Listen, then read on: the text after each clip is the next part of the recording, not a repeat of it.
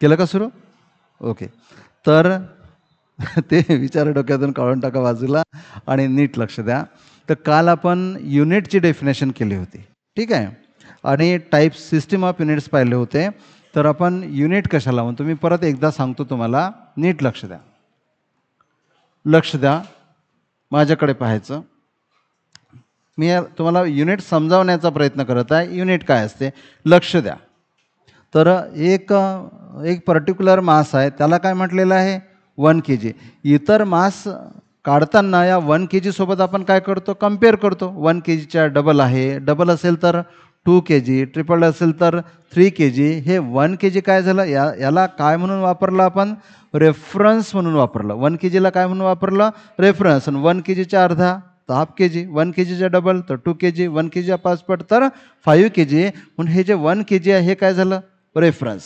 पण ते फिक्स्ड आहे, बरोबर, ते बदलत नाही. तुम्हाला काल सांगितलं तर पर्सन टू पर्सन बदलत नाही, टाईम टू टाईम बदलत नाही, प्लेस टू प्लेस बदलत नाही, कंट्री टू कंट्री म्हणजेच तेच प्लेस टू प्लेस बदलत नाही. म्हणून याला तुम्ही काय म्हटलं हे कसं आहे स्टँडर्ड रेफरन्स. हा रेफरन्स कसा आहे स्टँडर्ड. तसंच 1 मीटर हे पर्टिक्युलर जी लेंथ आहे याला काय म्हटलेलं आहे 1 मीटर. हे ठरलेलं आहे एवढी लेंथ म्हणजे 1 मीटर. मग तुमच्याकडे जी लेंथ आहे तुम्ही काय करता याच्या डबल असेल तर 2 मीटर म्हणता, ट्रिपल असेल तर 3 मीटर म्हणता, अर्धी असेल तर हाफ. बेटा इकडे लक्ष, अर्धी असेल तर हाफ मीटर म्हणता. तुम्ही या 1 मीटरसोबत बाकी लेंथला काय करता कम्पेअर करता. मेजरमेंट एक प्रकारची काय असते येस मेजरमेंट एक प्रकारची काय असते कंपॅरिझन असते. हा किती आहे 3 मीटर आहे, 3 मीटर आहे म्हणजे 1 मीटर जेवढा असतो त्याच्या तिप्पट आहे. हे वेट किती आहे समजा माझा वेट किती आहे मी म्हटलं की 75 kg आहे म्हणजे 1 kg जेवढं असते त्याच्या 75 टाईम्स आहे. म्हणजे काय झाली एक प्रकारची कंपॅरिझन. कोणासोबत कंपॅरिझन केली स्टँडर्ड रेफरन्ससोबत, बरोबर आहे. हा जो स्टँडर्ड रेफरन्स आहे ज्याच्या सहाय्यानं आपण कम्पेअर करून कुठल्याही क्वांटिटीला मोजतो त्याला काय म्हणतात युनिट. समजलं का? समजण्यावर भर द्या, पाठ करण्यावर भर नका देऊ. म्हणून एक स्टँडर्ड रेफरन्स. आता बघा 1 सेकंड जेवढाही टाईम आहे हाही सुद्धा काय झाला फिक्स्ड झाला स्टँडर्ड झाला. आणि तुम्हाला विचारलं असेल की किती टाईम लागला, तुम्ही म्हणाल 10 सेकंड लागले. 1 सेकंडसोबत कम्पेअर केले ना, 1 गेला, 2 गेला, 3 गेले, 4 गेले, 10 गेले. समजलं. म्हणून हा 1 सेकंड काय झाला स्टँडर्ड, याचा आपण रेफरन्स घेतला कम्पेअर करण्यासाठी. म्हणून यालाच काय म्हणतात युनिट. युनिट काय असते standard reference for measurement of physical quantity. तर कुठल्याही क्वांटिटीला मेजर करण्यासाठी जो स्टँडर्ड रेफरन्स तुम्ही घेता वापरता that is called as unit. किंवा तुम्ही याला असंही म्हणू शकता की standard use for measurement of physical quantity. म्हणून आपण युनिटची डेफिनेशन का लिहिली होती की काय लिहिली होती इट इज ए स्टँडर्ड. तुम्ही स्टँडर्ड लिहू शकता किंवा स्टँडर्ड रेफरन्सही लिहू शकता. स्टँडर्ड यूज लिहिल्यापेक्षा use for measurement of a physical quantity. So standard use for measurement of a physical quantity is unit. Okay. Example लिहायचं झाल्यास हजारो लिहिता येतील तुम्हाला. एक्झाम्पल युनिटचं मीटर आहे, सेकंड आहे, किलोग्रॅम आहे, न्यूटन आहे, जूल आहे, अर्ग आहे, काय काय नाही. युनिट तर आहेच ना, जेवढ्या क्वांटिटी तेवढे युनिट आहेत. समजते. नंतर आपण काय लिहिलं होतं सिस्टीम ऑफ युनिट्स. आणि याच्या खाली आपण किती सिस्टीम लिहिल्या होत्या 4 सिस्टीम लिहिल्या होत्या. त्यातली एक एक घेऊ आपण. ओके. 4 लिहिले ना सिस्टीम ऑफ युनिट्स. तर त्यातली लिहा, एक लाईन सोडून द्या, त्यामधली लिहा पहिली कोणती MKS सिस्टीम. तुम्हाला काय लिहायचं बघा, नंतरचे तुम्हीच लिहू शकता. तुम्हाला काय लिहायचं आहे इकडे पहा. इथे फक्त अर्धा मिनिट. इन दिस सिस्टीम, या सिस्टीममध्ये काय करतात. ओके. इथे in this system M for length is measured in metre, mass is measured in kilogram and time is measured in second. So in this system length is measure in metre. नंतर काय करणार नंतर mass is लिहा measured, काहीच नाही याच्यामध्ये, measured in kilogram and time is measured in second. मला वाटते हे 3 असे सेंटेन्स लिहिणं तर डल वाटते.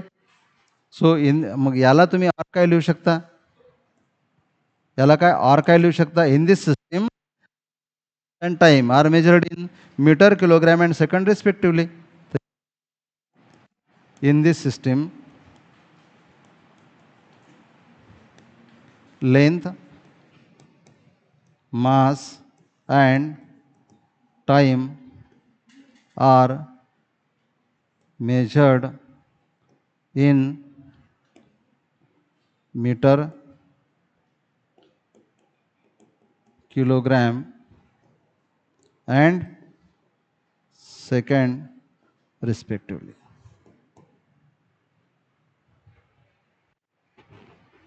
आणि बिलकुल याच पद्धतीने काय लिहा, CGS, आणि याच पद्धतीने FPS. चला लिहून काढा. आणि असं नका लिहू, आता हे पहिलं फक्त एकदा लिहिलं, याला ऑर लिहिलं ना, दुसऱ्या आणि तिसऱ्या ह्या ऑरवाल्या मेथड लिहिल्या, 3-3 सेंटेन्सची काय गरज. Measured in, measured in, measured in. कोणी म्हणेल हे कोणते टीचर आहे तुम्हाला शिकवणारे, कोणते एक्सपर्ट आहे ते, 3 वेळा एक वाक्य लिहून राहिले नाही का. त्यापेक्षा ते ठीक आहे ना. This system length, mass and time in metre, kilogram and second respectively. हो की नाही. हां, कुणाला माझं हँडरायटिंग समजत नसेल तर सांगायचं.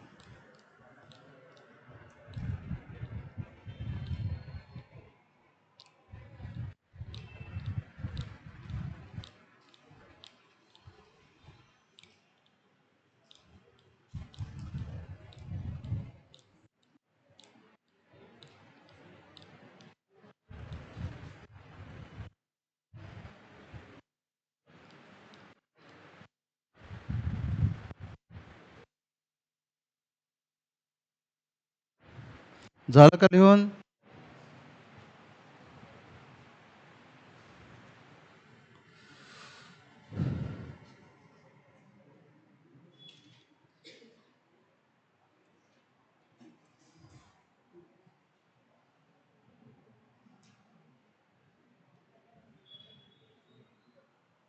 झालं. काय लिहिलं, MKS सिस्टीम घ्यायचं दुसऱ्या पेजवर. ओके, नंतर लिहा second CGS.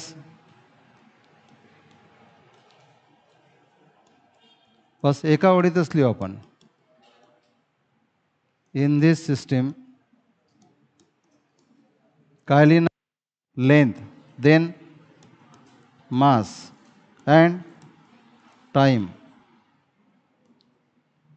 R measured in, सांगा बरं, C फॉर सेंटीमीटर,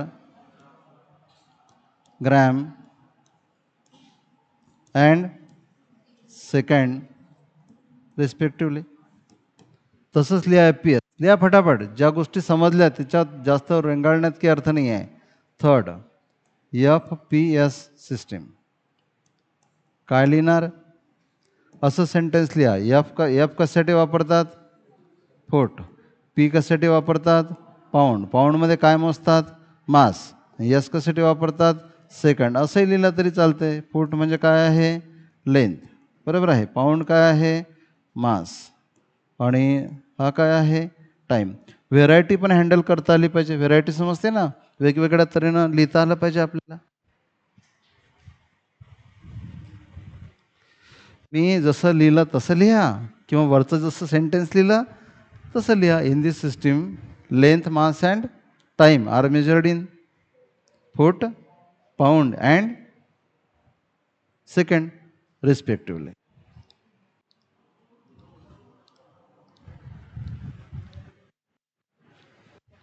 येस. हां, सेंटीमीटर, ग्रॅम अँड सेकंड. कोणतं, रिस्पेक्टिव्हली, RESP, रिस्पेक्टिव्हली समजतं ना, क्रमशः. Length, mass, time. तर पहिलं लेंथसाठी, दुसरं माससाठी, तिसरं टाईमसाठी. तोच सिक्वेन्स, गडबड नाही करायची. ते त्याच.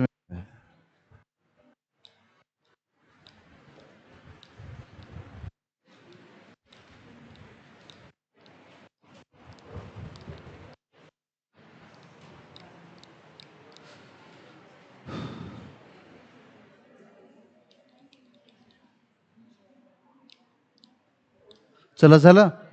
फोर्थ लिहिलं ना. आणि फोर्थ कोणती सिस्टीम? SI system. याला काय म्हणतात माहिती आहे का आणखी? इंटरनॅशनल सिस्टीम ऑफ युनिट्स किंवा रॅशनलाइज सिस्टीम ऑफ युनिट्स. खाली लिहा इंटरनॅशनल सिस्टीम ऑफ युनिट्स किंवा यालाच म्हणतात रॅशनलाइज.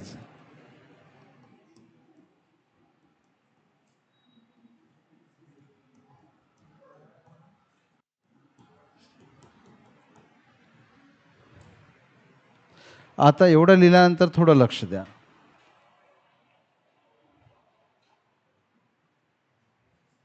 कोणी नवीन आहे का आज पहिल्यांदा आलेले? तू आहेस का? ओके. काही प्रॉब्लेम नाही, सध्याच काही अडचण नाही जात.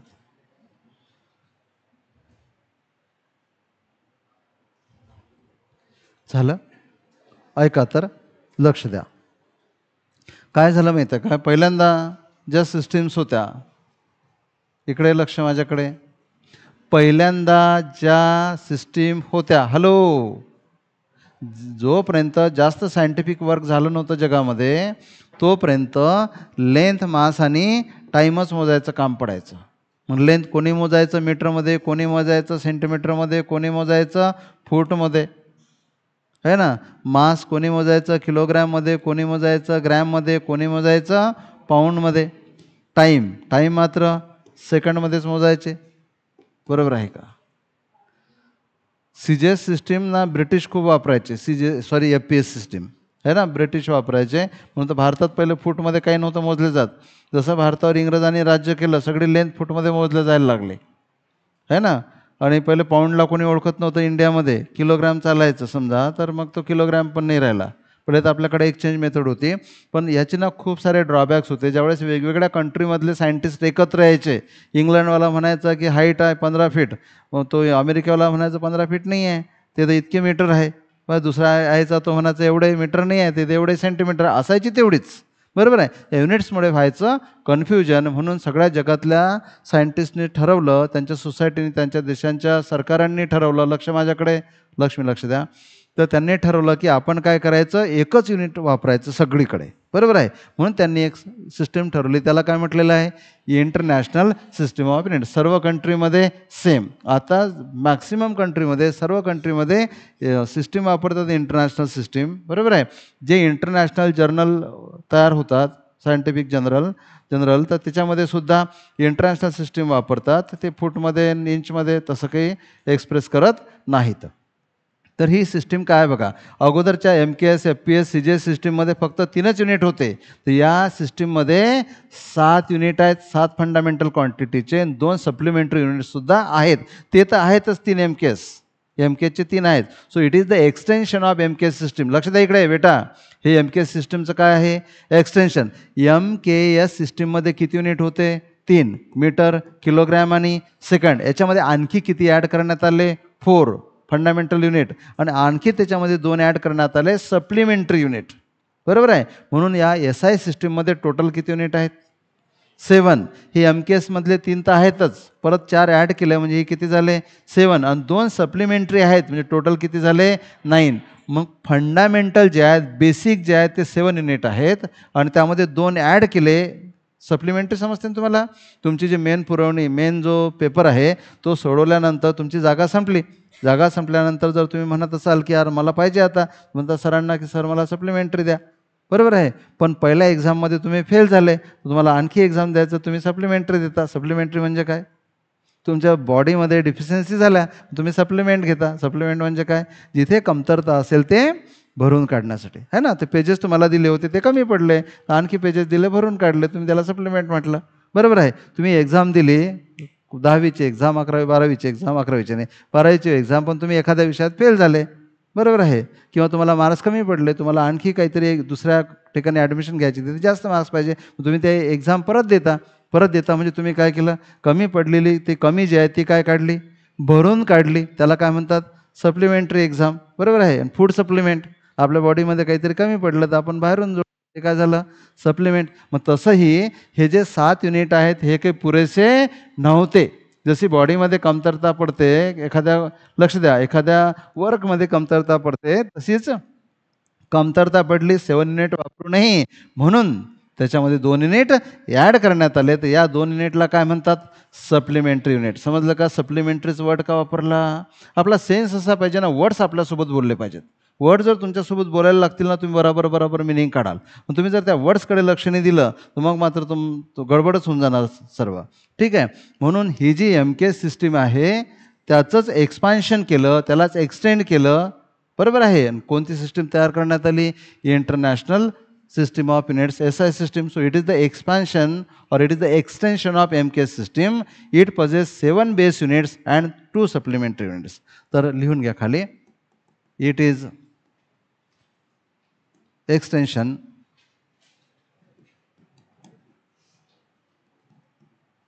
of MKS system. MKS. It is extension of MKS system.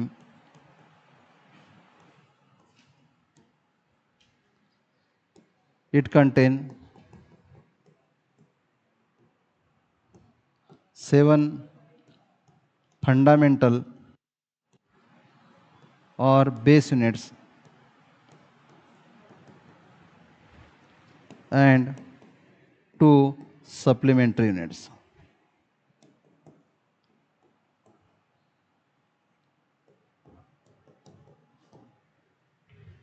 It contains 7 fundamental or base units and 2 supplementary units. आता हे आपल्याला 7 फंडामेंटली लिहायचे आहेत, 2 सप्लिमेंटरी लिहायचे आहेत. आता करणार आपण एक चार्ट. एवढं लिहिलं का तुम्ही? लिहिलं?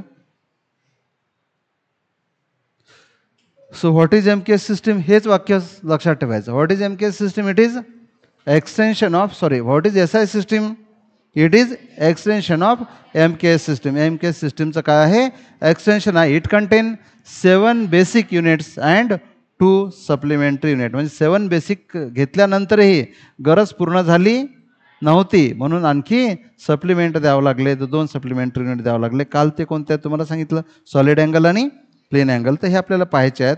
नेक्स्ट पेजवर तुम्ही त्याच पेजवर कंटिन्यू करू शकता. काय करणार बघा, चार्ट करणार. आता मी इथे लिहितो मी fundamental quantity.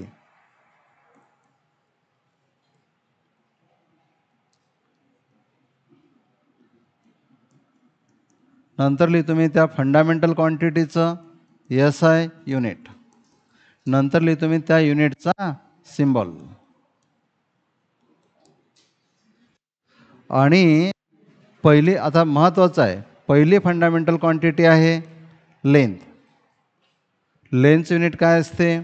Metre. M small काढायचा, मीटरचा सिम्बॉल M. दुसरी फंडामेंटल क्वांटिटी आहे मास. मासचं युनिट काय असणार? किलोग्रॅम. किलोग्रॅमचा सिम्बॉल काय असेल? kg, K small.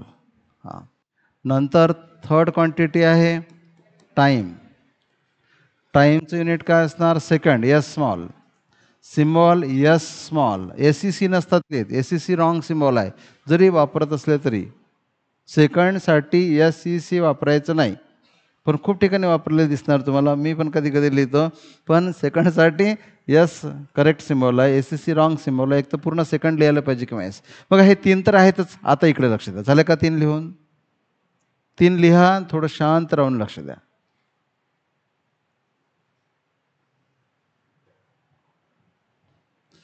तुमच्यापैकी ज्यांचं लक्ष लागत नसेल त्यांनी मला भेटायचं. तुमची थोडीशी आपण जागा बदलू, तुम्हाला इम्प्रूव्हमेंट होईल. जर तुम्हाला इम्प्रूव्हमेंट करायची असेल तर सांगायचं तसं.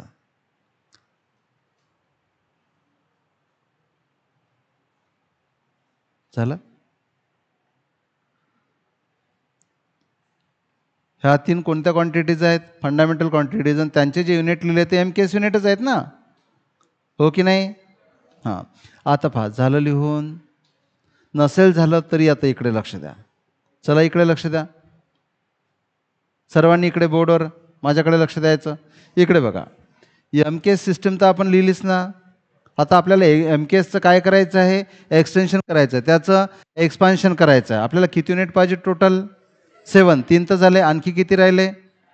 5 राहिले. तर तिसरं 4 राहिले. तर चौथं युनिट आहे बघा, ऐका बरोबर, इलेक्ट्रिक करंट किंवा त्याच्या अगोदर आपण थर्मोडायनॅमिक टेम्परेचर घेऊन टाकू. तर काय? Thermodynamic temperature. मी काय बोलतो त्याच्याकडे लक्ष द्या. मी पूर्णच वर्ड लिहितो, चांगलं राहील. तर काय लिहिलं मी? थर्मोडायनॅमिक. असं का लिहितात ते पण तुम्हाला सांगतो. थर्मोडायनॅमिक टेम्परेचर, या थर्मोडायनॅमिक टेम्परेचरचं युनिट आपण सेंटिग्रेड वापरतो, पण याचा युनिट काय असते? केल्विन. के स्मॉल काढायचा आणि सिम्बॉल के कॅपिटल काढायचा, कारण केल्विन नावावरून आलेला आहे. ओके, समजलं का? आता थर्मोडायनॅमिक, तुम्ही सांगा थर्मोडायनॅमिक कसेच रिलेटेड आहे वर्ड? थर्म म्हणजे हीट, थर्मोमीटर हीट मोजते, बरोबर आहे. थर्मल पॉवर स्टेशन हीट मोजते.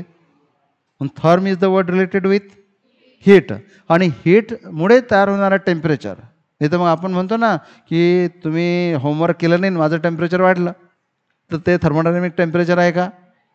समजते का? आपण म्हणतो कधी कधी ना सोसायटीत काहीतरी प्रॉब्लेम झाला, टेम्परेचर वाढलं, ठीक आहे, तर ते टेम्परेचर वेगळं झालं. म्हणून याला काय म्हणायला पाहिजे? Thermodynamic temperature. थर्मोडायनॅमिक म्हणजे हीट्स रिलेटेड टेम्परेचर. तर ही एक क्वांटिटी आहे थर्मोडायनॅमिक टेम्परेचर. युनिट काय आहे? केल्विन. आता बघा, लक्ष द्या, तुम्ही असं लिहिलं, मला जागा कमी पडेल, मी हा थर्मोडायनॅमिक वर्ड काढून टाकतो आणि फक्त टेम्परेचर लिहितो, म्हणजे माझं प्रेझेंटेशनही सुटसुटीत होईल. आणि तुम्हाला माहिती आहे, आता शिकवलं आहे थर्मोडायनॅमिक टेम्परेचर आहे. त्यानंतर पाचवी क्वांटिटी आहे, माहिती आहे तुम्हाला?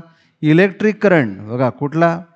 Electric current. इथे पण प्रॉब्लेम काय होते माहिती आहे का? लक्ष द्या इकडे, आपण फक्त करंट लिहितो. लक्ष द्या, करंट, एअर फ्लो होत असेल त्यालाही करंट म्हणतात, वॉटर फ्लो होत असेल त्यालाही करंट म्हणतात, बरोबर आहे. सध्या जे चालू आहे त्यालाही करंट म्हणतात, बरोबर आहे. क्या चल रहा है? नाही काय, बहुत चल रहा है. काय झालं? करंटच झाला. तर तो फक्त करंट नका म्हणू. करंट म्हणजे त्याचं मिनिंग होते सध्या जे चालू आहे ते, बरोबर आहे. करंट म्हणजे काय? कोणता करंट? इलेक्ट्रिक करंट, जो वायरमधून वाहतो, ज्यामुळे पंखे चालतात, लाईट चालतो, तो करंट. तो हा काय झाला? इलेक्ट्रिक करंट, बरोबर आहे. इलेक्ट्रिक करंटचं युनिट काय असते? ॲम्पियर. ए स्मॉल काढायचा, काय? ॲम्पियर. चा सिम्बॉल असतो कॅपिटल ए, कारण की ॲम्पियर सायंटिस्टचं नाव आहे. इलेक्ट्रिक करंट नंतर 6 नंबर आहे, तो आहे ल्युमिनस इंटेन्सिटी. काय? ल्युमिनस. हा वर्ड तुम्ही पहिल्यांदा कदाचित ऐकला असेल, ल्युमिनस इंटेन्सिटी. इंटेन्सिटी माहिती आहे तुम्हाला? इंटेन्सिटी, लक्ष इकडे द्या. समजा एक झिरो लाईट लावलेला आहे, लाईटची इंटेन्सिटी कमी असेल, बरोबर. तुम्ही 40 वॅट लावला, इंटेन्सिटी वाढली. 28 लावला, इंटेन्सिटी वाढली. हा लाईट बंद होता त्यावेळेस इंटेन्सिटी कमी होती, हा लाईट लावल्याबरोबर इंटेन्सिटी वाढली. तर लाईटची जी इंटेन्सिटी आहे त्याला म्हणतात ल्युमिनस इंटेन्सिटी. बघा, साऊंडची पण इंटेन्सिटी असते, साऊंडची पण इंटेन्सिटी असते. मी समजा हळू बोललो, मी इंटेन्सिटी कमी झाली, जोरानं बोललो तर इंटेन्सिटी, ही कोणती इंटेन्सिटी आहे? साऊंडची इंटेन्सिटी. पण आपल्याला कोणती इंटेन्सिटी पाहिजे? Luminous intensity. ल्युमिनस म्हणजे लाईटची इंटेन्सिटी, तर हे आहे ल्युमिनस इंटेन्सिटी. लक्ष द्या आता बरोबर. ल्युमिनस इंटेन्सिटीचं युनिट आहे कॅन्डेला. काय? कॅन्डेला. कॅन्डेला म्हणजे काय मी तुम्हाला समजून सांगणार. याचं सिम्बॉल आहे CD. आणि 7वं युनिट आहे amount of substance. Amount of substance. इथे बघा, तुमच्या डोक्यातनं, विचार करणाऱ्यांच्या डोक्यातच गोष्टी येतात. मला सांगा, अमाऊंटच मोजायचं तर किलोग्राममध्ये मोजता येते ना? तेच अमाऊंट तुम्हाला मोलमध्ये मोजता येते. तुम्हाला माहिती आहे, 1 मोल वॉटर, 2 ऐकलं की नाही? मोल, बरोबर आहे. म्हणून अमाऊंट ऑफ सबस्टन्स मोजताना आणखी काय आहे? मोल. आणि याचा सिम्बॉल आहे MOL. MOL सिम्बॉल MOL आहे. MOL लिहिलं तर सिम्बॉल झाला, MOL लिहिलं तर पूर्ण युनिट झाला. समजलं का? ह्या झाला फंडामेंट. इकडे बघा, इथपर्यंत तुमच्या पाठ असतात. Length, mass, time, no problem. नंतरचं टेम्परेचर कोणाला माहीत नाही? सर्वांनाच माहीत आहे. कोणतं टेम्परेचर? Thermodynamic temperature. कशामध्ये मोजतात? केल्विन. युनिटचा सिम्बॉल के. त्याच्यानंतर करंट कोणाला माहीत नाही? सर्वांना माहीत आहे. इलेक्ट्रिक करंट, युनिट काय असणार? ॲम्पियर. इथपर्यंत तुम्ही नोन आहात. याच्यानंतर थोड्याशा बदललेल्या आहेत. कोणतं? ल्युमिनस इंटेन्सिटी, लाईटची इंटेन्सिटी, युनिट काय असेल? कॅन्डेला, सिम्बॉल सिटी. नंतर अमाऊंट ऑफ सबस्टन्स, हे थोडंसं तुम्हाला माहीत असेल, कशामध्ये मोजतात? मोल. आणि सिम्बॉल काय आहे? MOL. लिहून घ्या. नंतर 2 सप्लिमेंटरी युनिट लिहा फटाफट. लिहिलं का?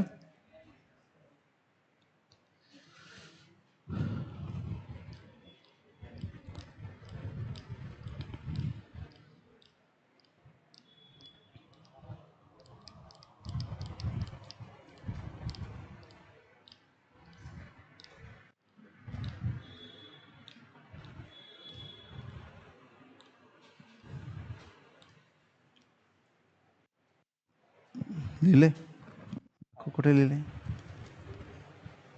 फेअर वही करा जरा, फेअर करा, फेअर. फ्रिक्वेन्सीचं युनिट हर्ट्ज असतं किंवा पर सेकंड, पण ते डिराइव्ड आहे, फंडामेंटल नाही आहे. ते पण घ्यायचं आहे आपल्याला पुढे. ओके ओके, झालं लिहून?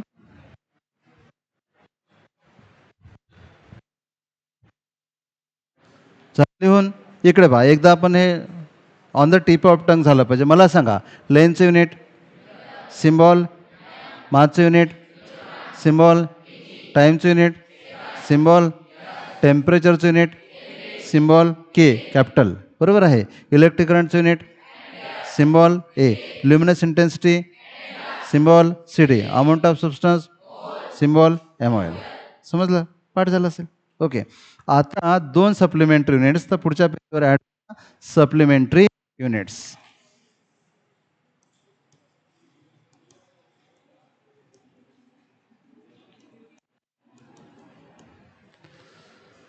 तर पहिलं आहे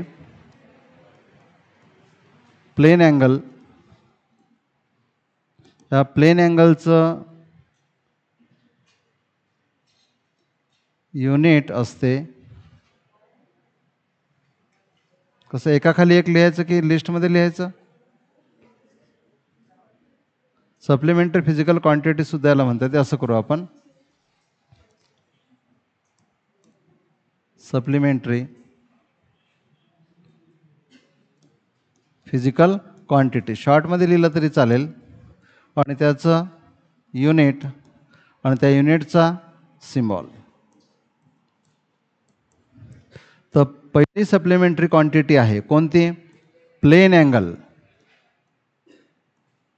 प्लेन अँगल युनिट काय असते? रॅडियन. काय? रॅडियन. तुम्ही डिग्रीमध्ये मोजले आतापर्यंत अँगल, आता आपल्याला रॅडियनमध्ये मोजायचे आहेत. रॅडियन. आणि सिम्बॉल काय असतो? रॅड.